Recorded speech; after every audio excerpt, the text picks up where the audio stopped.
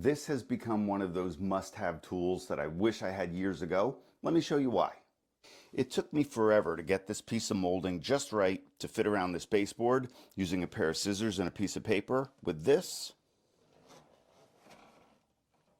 it would have taken me seconds. Here's another one, trying to get this tile just right to fit around this pipe using this. Oh, it would have made my life so much easier. This is another cut that made me crazy.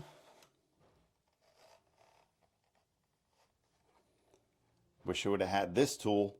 All right, let's take a look at everything that comes with it. This one is about 5 inches. You also get this one, which is about 10 inches. You get extra orange pieces in case any of them break, a screwdriver to adjust the tightness of it, and they even give you a little tape measure with it.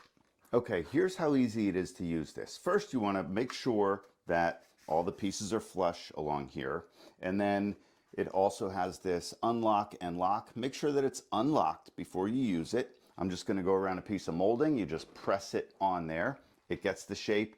And then you want to make sure that you don't lose that shape. So that's where this little lock function comes in. And now all these pieces are locked in there, so you don't have to worry about losing that.